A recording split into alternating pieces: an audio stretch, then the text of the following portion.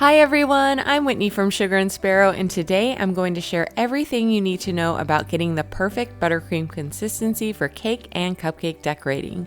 Whether you want to achieve a smooth buttercream finish, create some painterly textures, make beautiful buttercream flowers, decorate cupcakes, or cover an entire cake with intricate buttercream piping, knowing how to alter your buttercream so that it's the ideal consistency for your creative vision makes a huge difference. In this video, I'll show you the 3 main types of buttercream consistencies, when to use each one, and how to make the perfect consistency depending on your cake project. First, let's talk about the buttercream I'm working with. You'll see a lot of my favorite vanilla buttercream recipe in this video, which is an American buttercream that I've tweaked to be less sweet than the standard. I use it as a base for all of my frosting recipes, so you can feel free to use the tips and techniques in this video with any of my buttercream recipes or any American buttercream recipe for that matter. If you're used to working with a different kind of buttercream, like a meringue-based buttercream or a stabilized whipped cream, you'll want to research how to alter that specific type because the tips in this video may not be the best route. Now for the 3 different types of buttercream consistency. I'll start with medium consistency because that's the consistency of my vanilla buttercream recipe as is.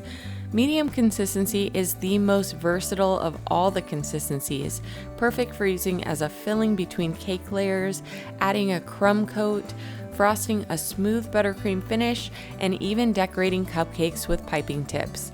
Like I mentioned before, my vanilla buttercream recipe is medium consistency as is, and you can find the recipe link in the video description below.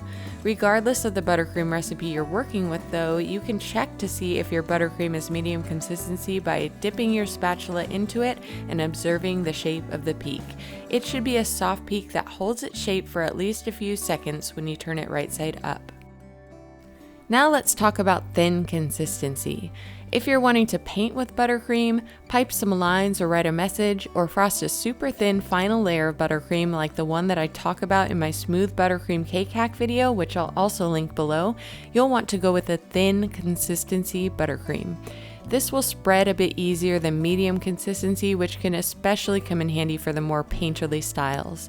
To make your buttercream thin consistency, add it back into the bowl of your stand mixer if it's not already there, and mix it on low speed while you add room temperature milk, 1 to 2 teaspoons at a time until it's fully combined.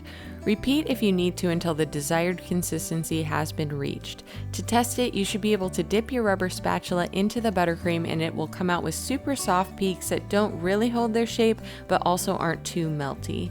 And now for stiff consistency. If you're piping buttercream flowers, especially ones with petals that need to stand upright, or piping intricate designs that require a lot of detail like a Lambeth cake, you'll need a stiff consistency buttercream. Thickening your buttercream when necessary will help to hold its shape and prevent your piping from looking droopy. Another time that stiff consistency will really come in handy is in the filling and stacking process when you're working with a soft filling that needs a piped buttercream dam around it to uphold the weight of the cake layers above. By slightly thickening your buttercream for the dam, it will be extra effective against the weight of gravity, which can prevent your filling from bulging or even oozing out from between cake layers. To create a stiff consistency buttercream, add powdered sugar to your batch of buttercream 2 to 3 tablespoons at a time and mix it on low speed until it's fully combined. Repeat if you need to until the desired consistency has been reached. You can add as much powdered sugar as you'd like depending on how thick you want the buttercream. If you're concerned about making it too sweet, you can use cornstarch as an alternative. It won't add any flavor to your buttercream. To test the consistency, you should be able to dip your rubber spatula into the buttercream and it will come out with stiff peaks that hold their shape. It should pipe easily without having to put a lot of pressure on the piping bag, and any piping you do should look detailed and not frayed on the edges. Now let's talk about some troubleshooting tips. When you're altering buttercream consistency, it's entirely possible to overdo it. The good news is that whether you make your buttercream too stiff or too thin, it's easy to fix. If it's too stiff, it may rip the cake layers while you're trying to frost with it, or the details may look frayed when you pipe with it. To fix it, simply add room temperature milk, a teaspoon at a time, until the consistency is just right.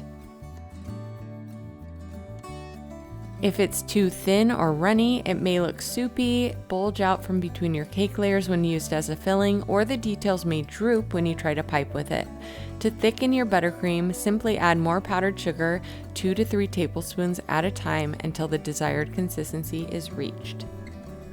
I hope that this video solves every buttercream consistency question you could ever have, but if you have more questions, feel free to post them in the comments below. I'm happy to help.